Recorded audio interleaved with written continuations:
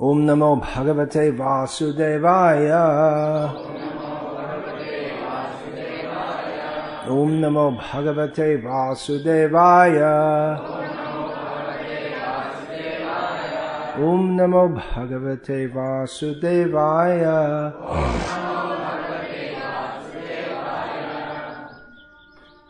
Srimad Bhagavad-gita, Chapter 1, Text 42, Translation and Commentary by His Divine Grace A.C. Bhakti-Vedanta Swami Prabhupada. Doshaire kulagnanam Varnasankara karakai Utsadyante kuladharma Kuladharmascha shashvataha.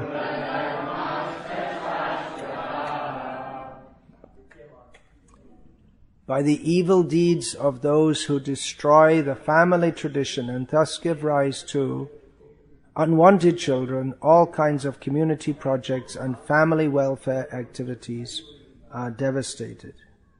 Purport.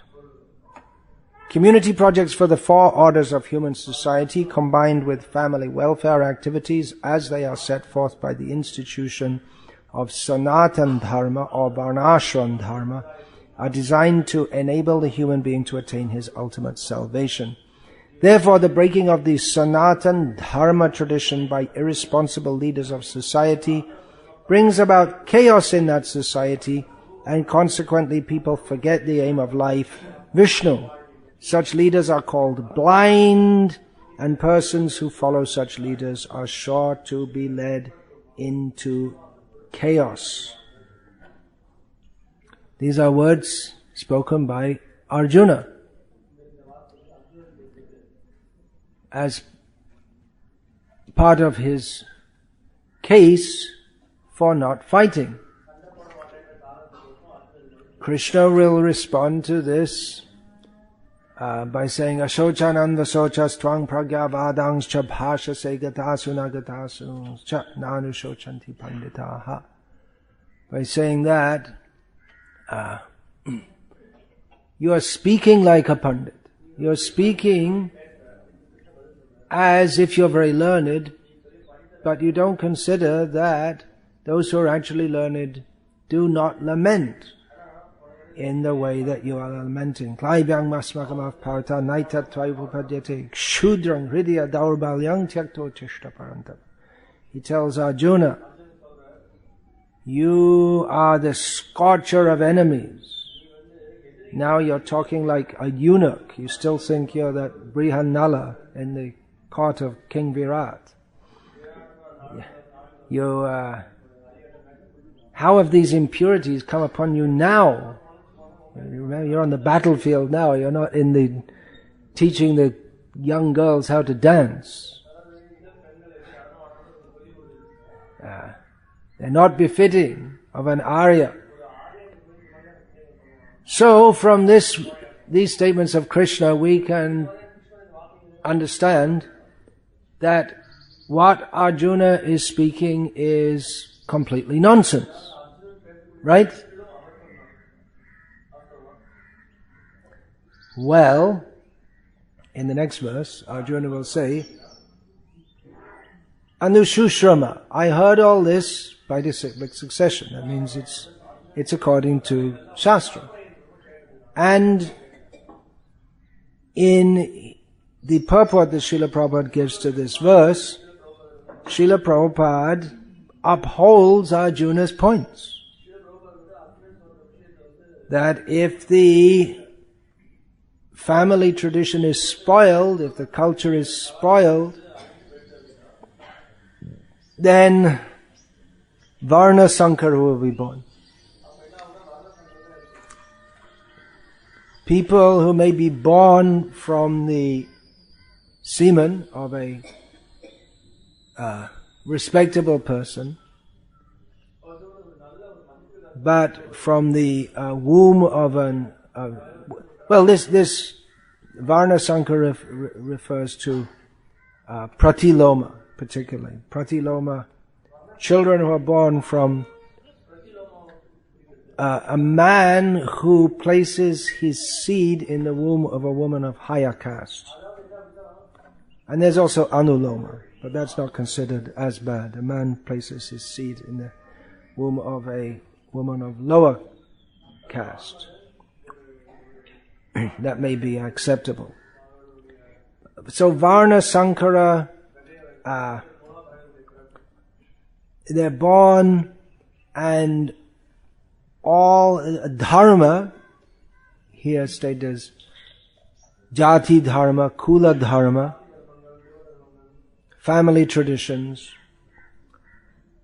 which Srila Prabhupada puts in his purport, he includes them under the rubric of Sanatan Dharma, Varnashram Dharma. They will all be destroyed.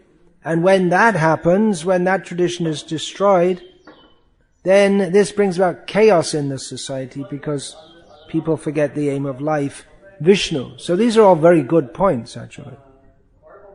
So why does Krishna reject them? Because Arjuna makes them, they're good points, but they are made on a basis of misunderstanding of Varnashram. And a misunderstanding of some of the very basic principles of spiritual knowledge. So in this purport, Srila Prabhupada states that by the breaking of the Sanatana Dharma tradition, people forget the aim of life, Vishnu. But this means the Daiva Varnashram. Varnashram, which is Varnashrama Charavata, Purushena Parapuman, Vishnu Aradhyate Panta, Nanyat Tato Shakaranam. The Varnashram system by which people follow their prescribed duties and worship Vishnu. There is no other way to satisfy Vishnu, according to this verse. So that's the Daiva Varnashram, but then the Varnashram system, which becomes stultified as the caste system, in which people just claim superiority on the basis of birth. So in that Sanatana Dharma tradition, or the misrepresentation of the Sanatana Dharma, then people also forget the aim of life, Vishnu. So by not following Varnashram, one will certainly not know the aim of life, Vishnu. And also if Varnashram is not properly followed, one will also not know the aim of life, Vishnu. So Arjuna was speaking from the bodily platform and from the platform of personal happiness. So Krishna criticized that. Later, Krishna came as Chaitanya Mahaprabhu, and he apparently disparaged Varnashram Dharma. Eto Shabachari ar Varnashram Dharma Niskinchan Hoya Laya Ekanta Krishnaika Sharan. He said that, just forgetting all these things, and forget Varnashram Dharma, and just be not attached to this world and taking shelter only of Krishna. Chaitanya Mahaprabhu, in many cases, there are famous verses, Kiba Vipra Kiba Nasi Shudra Kena Noi Jai Krishna Tattva Veta Shai Guru Hai. It doesn't matter whether one is a Brahmana, a sannyasi, or a Shudra. If one knows the science of Krishna, he can be a guru. Chaitanya Mahaprabhu himself heard from Rai Ramananda, who although in a highly placed position was technically known as a Shudra, according to the caste system which was operational at that time. And Chaitanya Mahaprabhu said, Nicha jati nahe Krishna bhajane ajoga Shatkul Vipra nahe bhajane joga. Je bhaje she baro abhaktahino cha Krishna bhajane nahik jat kuladi bicha. Chaitanya Mahaprabhu said that birth in a low family is not a disqualification for bhakti, and nor is birth in a high family a qualification for bhakti. Whoever worships Krishna is glorious. He's big. In Krishna consciousness, there is no consideration of caste or any such thing. So many people have, on the basis of this, and seeing Chaitanya Mahaprabhu's charitra, we have Chaitanya Charitamrita, so this charita means character, or it means his biography. So we see that Chaitanya Mahaprabhu, he laughed, he cried, he danced, he wept. He dispensed with formalities. Many people have emphasized this. And Chaitanya Mahaprabhu himself, he, when speaking to the rigid, highly formal sannyasis of Varanasi, they were highly formal, and they didn't at all appreciate Chaitanya Mahaprabhu's great informality, which they thought was undignified for a sannyasi to jump around and crying and laughing and dancing with all kinds of low-class people.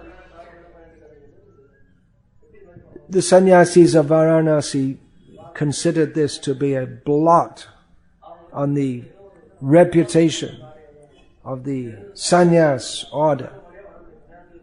So Chaitanya Mahaprabhu, he explained this by quoting the instruction that his guru, his Diksha Guru, who was a sannyasi, gave to him about the holy names and about Sankirtan.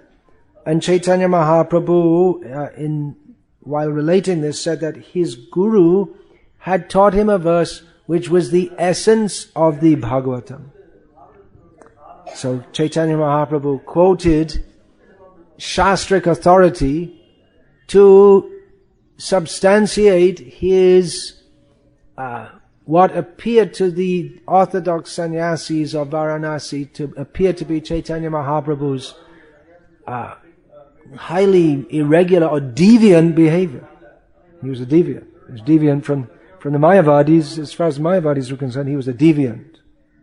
So Chaitanya Mahaprabhu quoted that verse, Evang vrata sapriyanama kircha jatanuraga chitta drutta uchai hasatyato roditi roti gayati hasatyato unmadavan hasatyati nritya unmadavan lokabhaya.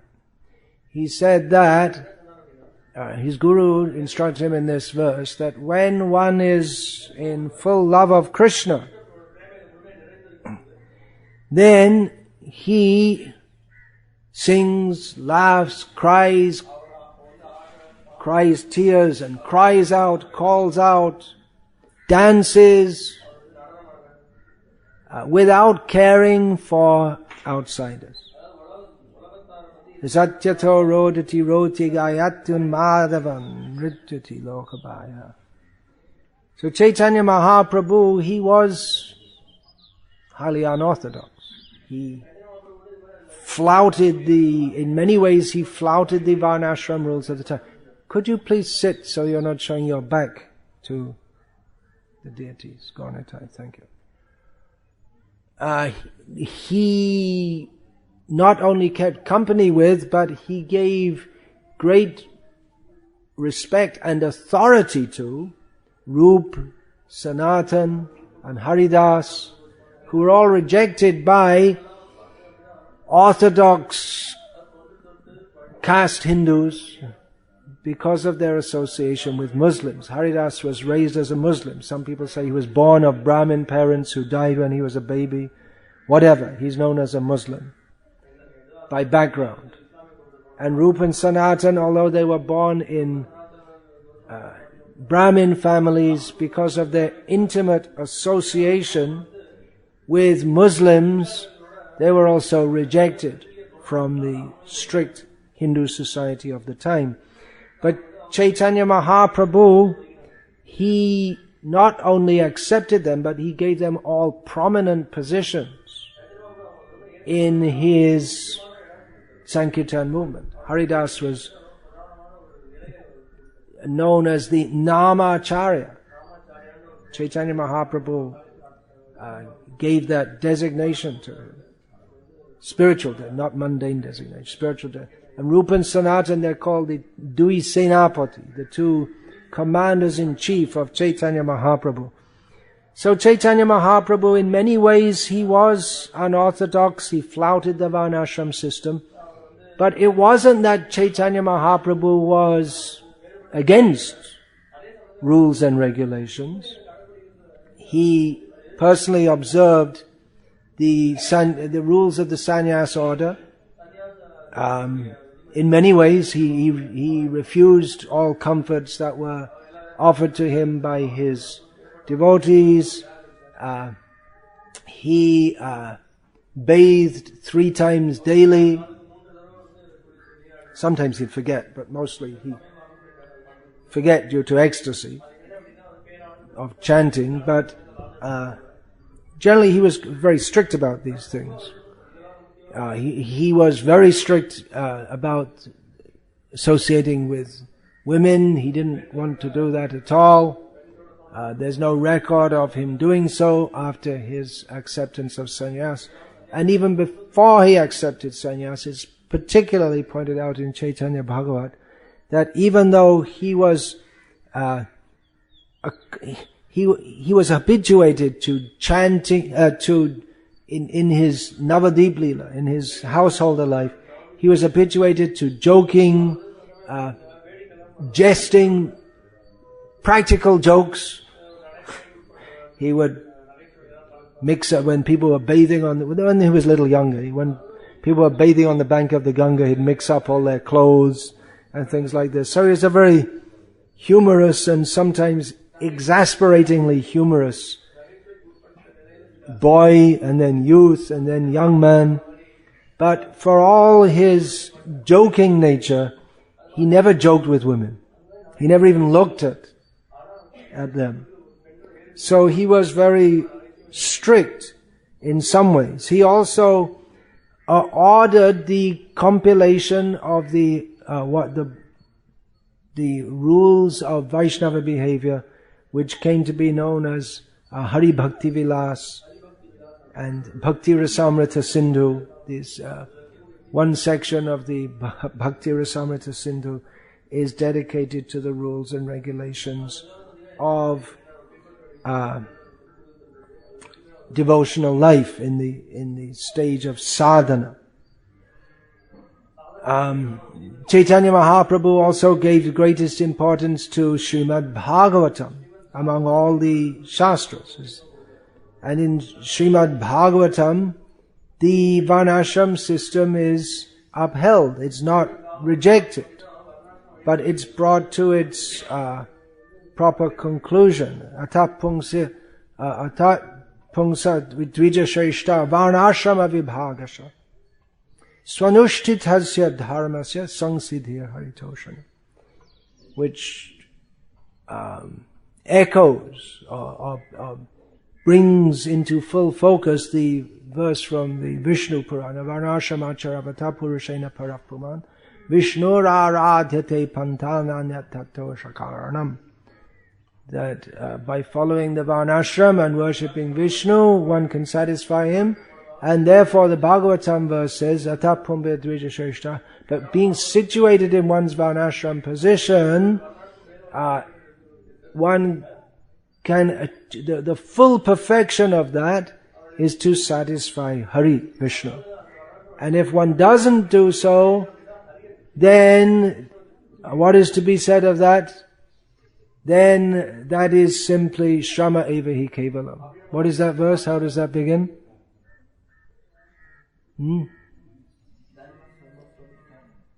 Dharma. Dharmas. Dharmasvanushtita pungsang, that's a line in another. Dharmasvanushtita pungsang. Vishvaksena kathasoyaha notpadi adyatiratim.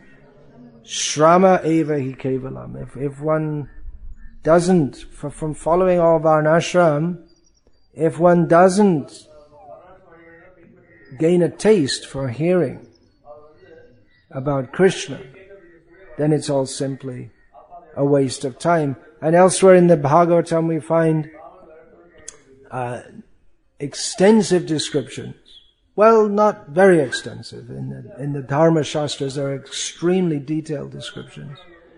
But considering that the subject matter of Bhagavatam is, ultimately the subject matter is Krishna Prema. So there's several chapters spoken by Narad Muni, who is the Shaktya Vaishavata, the empowered descent for Bhakti Shakti, for infusing Bhakti in others. So there are several chapters in the Bhagavatam which describe the duties within Varnashram. Duties of brahmacharis, grihastas, vanaprasthas, sannyasis, women, brahmanas, kshatriyas, vaishyas, shudras, all these are described. And so Varnashram is, although Chaitanya Mahaprabhu, he superficially rejected, he rejected Varnashram as not being the goal of life itself, but it is important in coming to the goal of life. So Chaitanya Mahaprabhu, he chanted, he danced, he wept, he rolled on the ground. He had 3 states of consciousness. Totally absorbed, in which he would forget the outside world altogether. And then when he was interacting with the outside world, internal consciousness, external consciousness, and somewhere in between. So when he was in external consciousness, he would he would follow all these rules of Varnashram, and he expected his disciples to do so also, to the extent that he banished his dear servitor, Chota Haridas, for what even his own associates, what even Chaitanya Mahaprabhu's own associates considered to be a minor infringement of the rules for renunciants, because Chota Haridas, he apparently some lustful thought came in his mind he spoke to a woman, and she was an old woman, and specifically mentioned in Chaitanya Charitamrita, she was old, very announced, highly advanced in devotional service. Srila Prabhupada suggested that there was maybe some other younger woman who Haridas became attracted to, and because of this, Chaitanya Mahaprabhu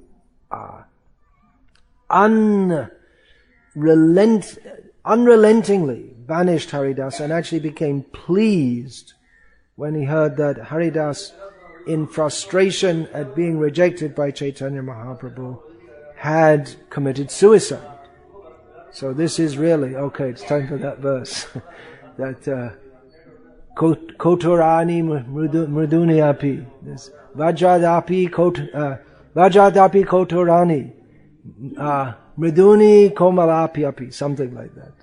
Kusamadapi, komal kusamadapi. That's the verse which I quote many times, and I still didn't get it right.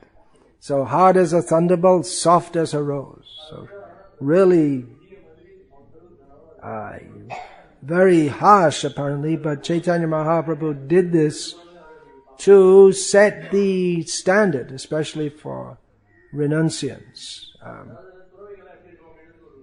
So Chaitanya Mahaprabhu was very strict. It wasn't that he dispensed with all formalities.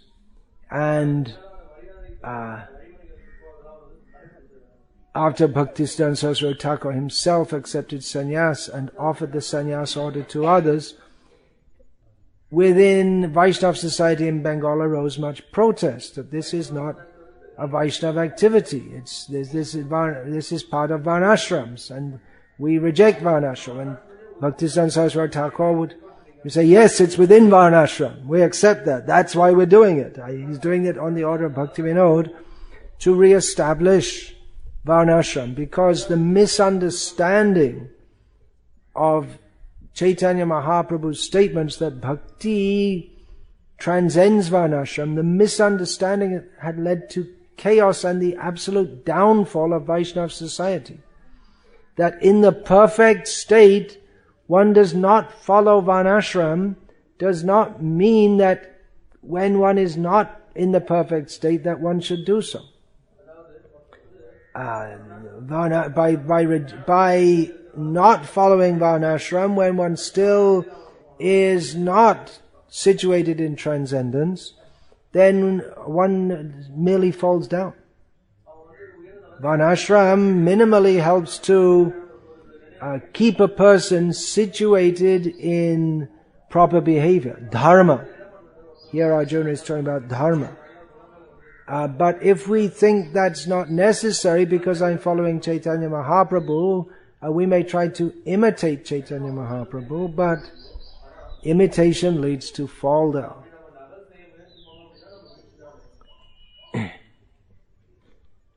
So, a Varnashram is required, and seeing that the Varnashram system had broken down and had been misunderstood and improperly rejected by Vaishnavas, Bhaktivinoda Thakur wanted to re-establish that. And not only had been misunderstood by Vaishnavas, it had also been misunderstood by pretty much everyone. In Bengal at that time, the Hindu society was dominated by the smarta understanding of one Raghunandan, who had given his smriti for the people of Bengal, and Vaishnavas were also very much affected by that, and all over India actually, this misunderstanding of Varnashram. So Bhaktivinoda Thakur wanted to revive that.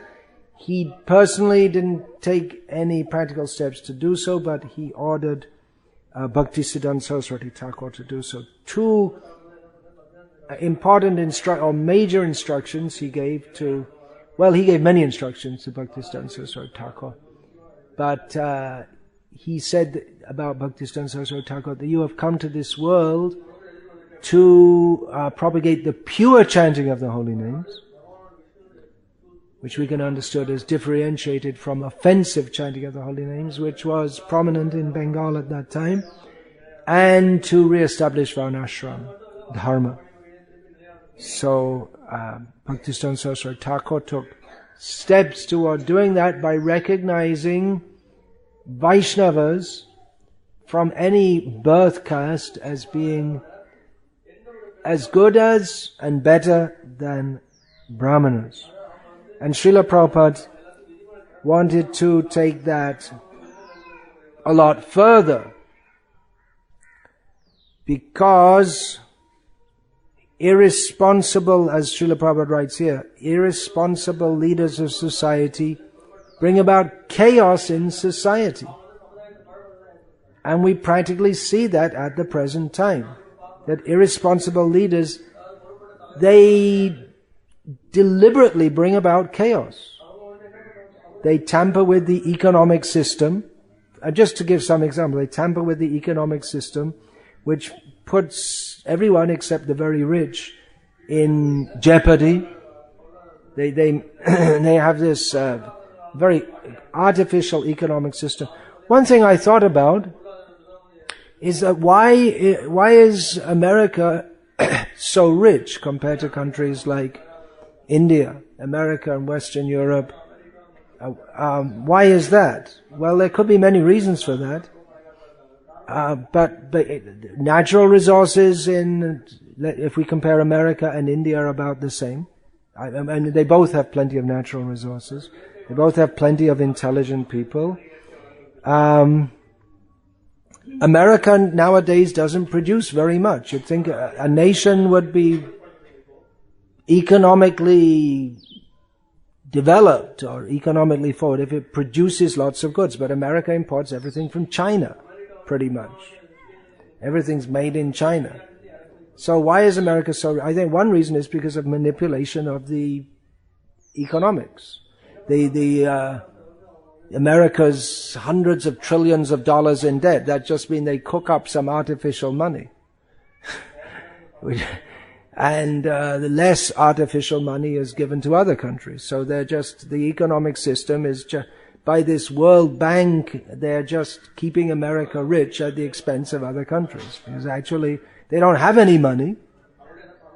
They're just living on imaginary money.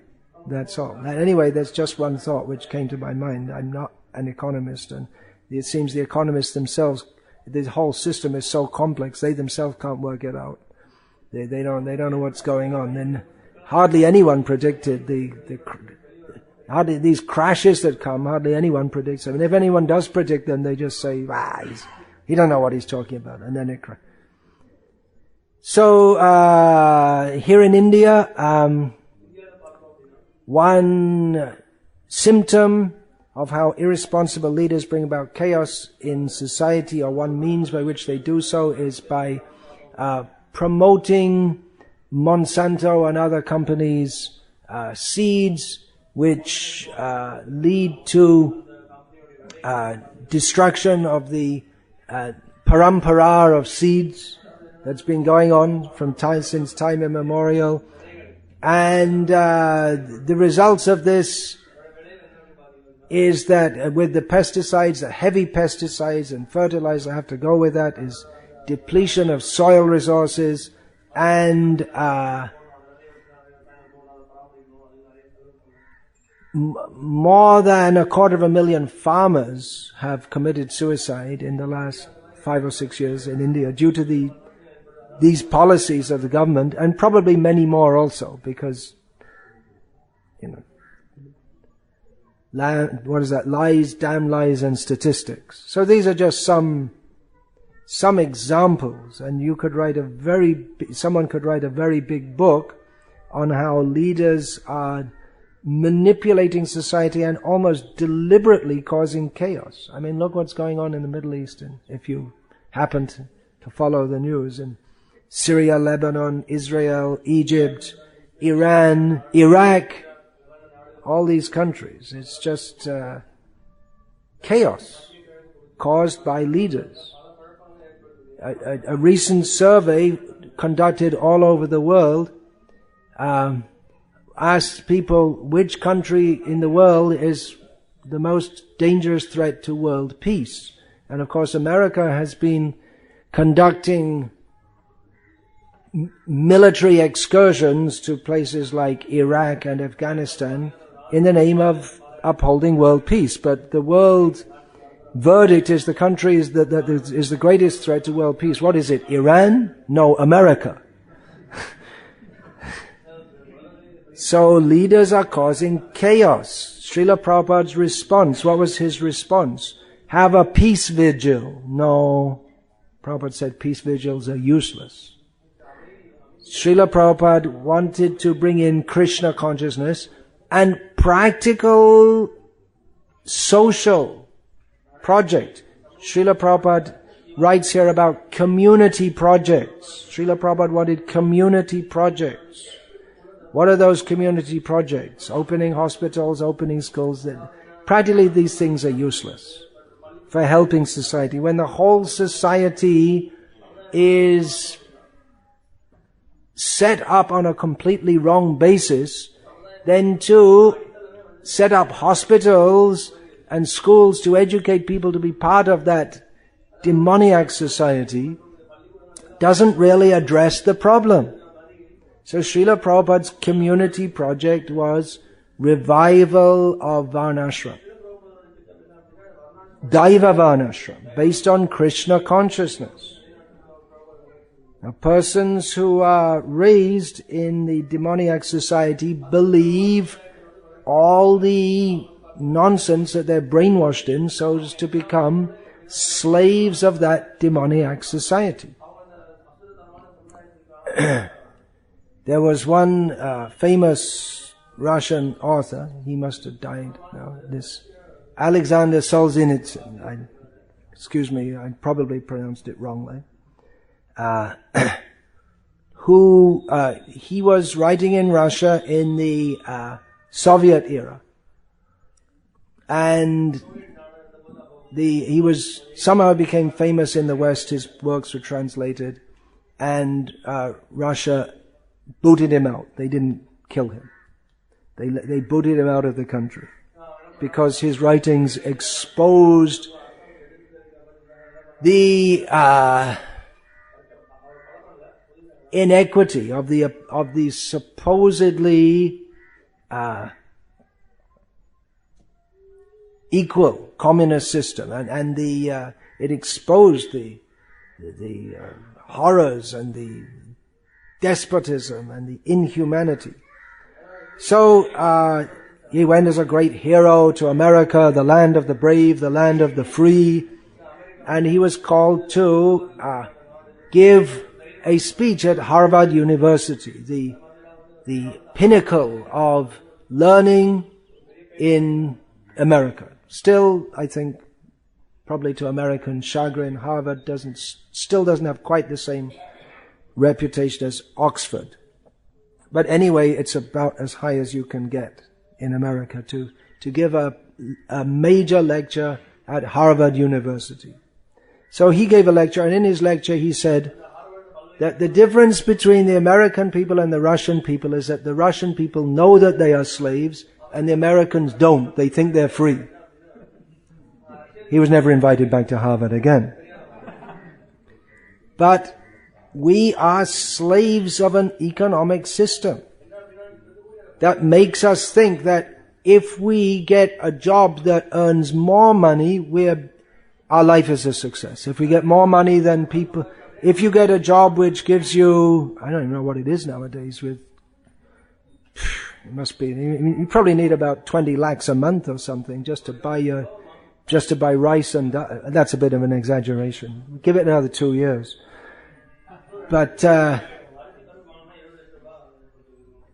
don't want to talk politics. I mean, the UPA government looks to be on its way out, but among its great contributions is the incredible inflation, food inflation. They used to give figures, inflation, not including food. But that's the most important thing for everybody. They wouldn't include the price because the price of food has shot up so much. So if you can afford to have a car to drive to your work to your prison, then you're considered very successful. So we're slaves of our desires, and the desires are put in our minds by the whole society, and especially by the educational system and by the TV and other agents of the mass media. So the whole society is in chaos, and it's not that the leaders of society are doing this unknowingly. They actually know what they're doing. For instance, it has been discovered that George Bush and Tony Blair knew that when they sent forces to invade Iraq, because there were reports of there being weapons of mass destruction in Iraq, and according to their doctrine, only countries like Britain and America have weapons of mass destruction. Anyone else who has weapons of mass destruction, they get subject to the weapons of mass destruction of the countries who have them. So they knew that this was a lie, but they propagated it, and they attacked Iraq and caused incredible suffering and total chaos in the society. So it's not that the leaders, they're just some innocent people who don't know what's going on. That's us. It's the leaders are demons, in the language of Bhagavad-gita as it is. So there's chaos in society, and Srila Prabhupada's solution was to spread Krishna consciousness, but also to give a social alternative, which is Varnashram. That's Krishna's alternative.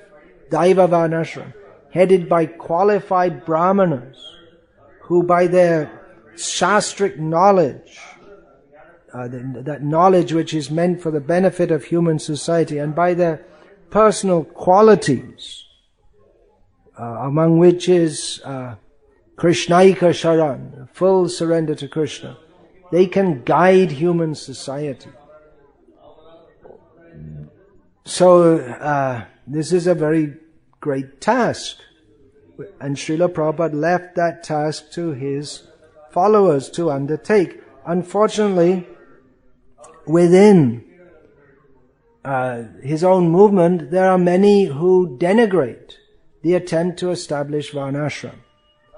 It's something like when Chaitanya Mahaprabhu started his Sankirtan movement in Navarit, when he was a householder. Then there were various opponents to that, from the Hindu community, not Muslim community we can expect, but from the Hindu community. And such persons, they themselves are denigrated for denigrating Chaitanya Mahaprabhu's Sankirtan as nindaks, blasphemers, criticizers, and parshandis, which is usually translated as atheist. Now the main reason that these people, they were against Nimai Sankirtan, there are various reasons. One reason they said that, well, it's not according to Shastra. This loud chanting of the names, that is acceptable on suitable occasions for various manifestations, Chandi, Vishahari, various manifestations of Durga. So on certain occasions, staying up at night, playing loudly instruments and singing loud, that's okay on certain occasions, not all the time. So that's going against Shastra. And the holy name of God is so sacred that if you chant it loudly, it loses its potency. Which means that they think that the name of Krishna is something material, and so you have to, you can chant it softly in japa, but not loudly. So these were some reasons that they gave. Other reasons, they're keeping us awake all night. We can't sleep all night because they're doing their kirtan so loudly. So these were anti-Vaishnavas. But there were also some criticizers who said that, very realistically speaking, you might say, that if Nimai goes on with this Sankirtan movement, then we're under Muslim rule. We don't do this kind of thing. We're very circumspect in our practice of Hinduism. If we become all open and do all this and become everywhere chanting the holy names, then the Muslims are going to come down on us and slam us and kill us all. It was a very real fear, because that's how the Muslims ruled India to a large extent during most of Islamic rule. Again, you won't get this in your history books because, for the sake of political correctness, they don't tell you all these things. But most of the Islamic rulers of India, with the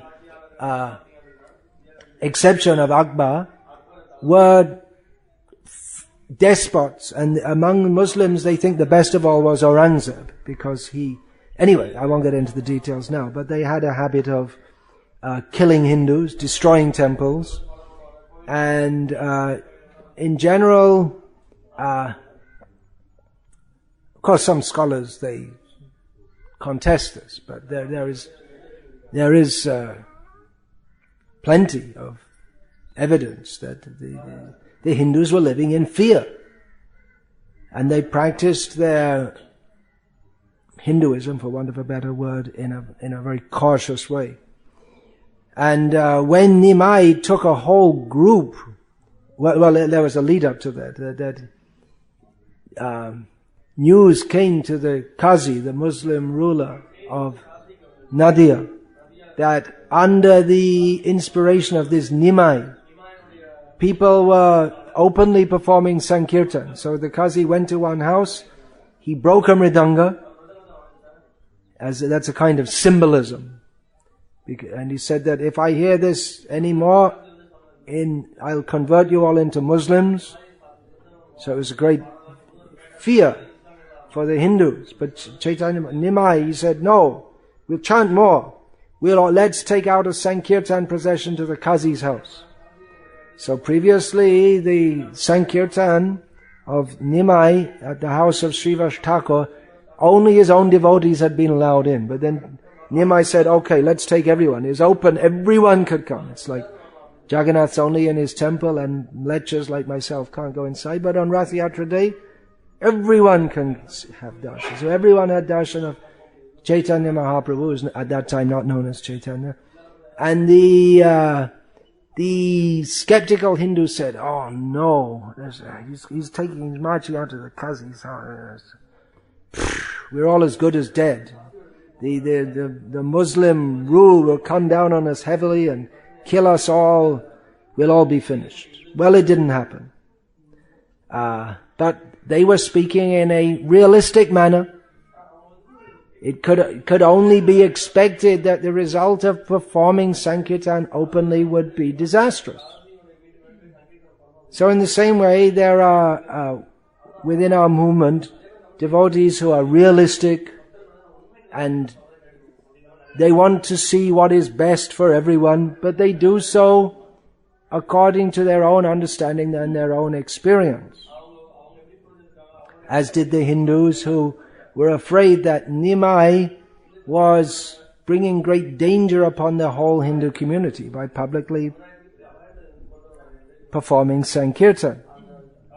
So in our movement also, there are those who say, oh, Varnashram, it's not going to work, and to be realistic, you have to earn a living, be normal, and all this idea of going to the land and your children, you're training them so that they can be Krishna conscious, and it's not very practical. You can be Krishna conscious and be a demon at the same time. They don't say that, but they can have demoniac schooling and be Krishna conscious at the same time. Well, it's possible for Prahlad, but it's not recommended for everyone. And specifically, Srila Prabhupada told us to establish Gurukul and Varnashram. So persons may be very well meaning and think that they're doing and saying what is the best, but actually they are acting as the criticizers of Chaitanya Mahaprabhu acted. They're acting against his mission. They give advice to people who want to join the Sankirtan party of Chaitanya Mahaprabhu, and their advisors say, no, it's very dangerous. You'll get in trouble with the Muslims, and then they'll start thinking, oh, yeah. And then they don't come, because the fear is placed in their heart. They don't have faith in Chaitanya Mahaprabhu. So, we have the order of Srila Prabhupada. We are not Chaitanya Mahaprabhu. But we have the order of Srila Prabhupada to fulfill this mandate of Gurukul and Varnashram. There have been serious mistakes made in trying to establish these projects. But to be realistic in the worldly way and to advise others not to take part in this is acting against the mission of Srila Prabhupada. If one has doubts, then in one sense the doubt is good, because it is a fact. It is not an easy thing to do, and we do, to establish this. So if one has doubts, one can express those doubts and discuss that. But to conclude that it is actually a wrong thing to do, and to discourage, while oneself being an initiated devotee, and at the same time discouraging devotees from making this great leap of faith, this commitment to establish, to involve oneself literally, directly in the Gurukul and Varnashram projects, to discourage others from do so, is just like the blasphemers and criticizers of Chaitanya Mahaprabhu, who didn't have faith in him and they thought he was doing something very wrong. So my request here is that so many devotees have been out distributing Srila Prabhupada's books to help to establish the mission of Chaitanya Mahaprabhu in human society. To establish that, the next step, the next logical step when people take to Krishna consciousness is, as Srila Prabhupada directed us, to establish community projects, Varnashram projects. So don't stand in the way of that. Don't invent a philosophy different or a strategy different to that which Srila Prabhupada gave us. The idea that, well, we'll just remain in modern society and at the same time chant Hare Krishna, and if our children become materialistic, which is highly likely because that's what the whole direction of human society is, then what can we do? This is actually acting against the mission of Srila Prabhupada. So I should add to my list of initiation qualifications, don't preach against Varnashram. Don't become an enemy within the camp.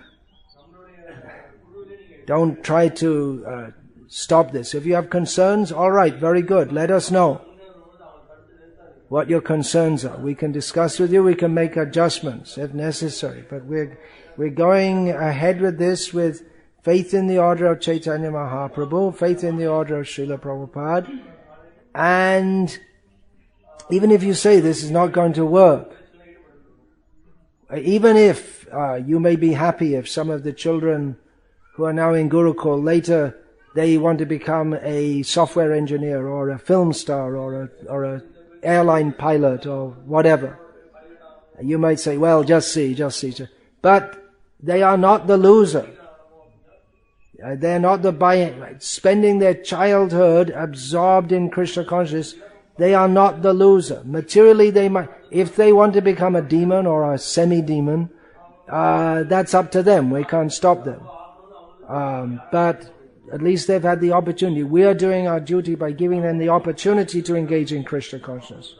Even if these farm communities, they don't work out in the best possible way that we hope for.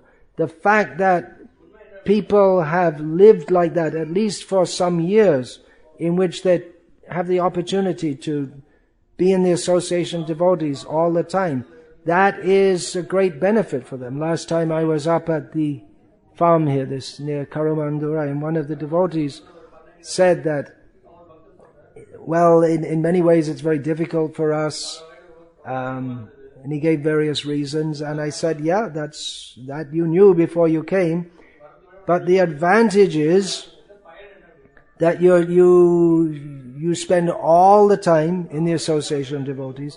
You have a full morning program every morning, which you didn't have when you were in the city.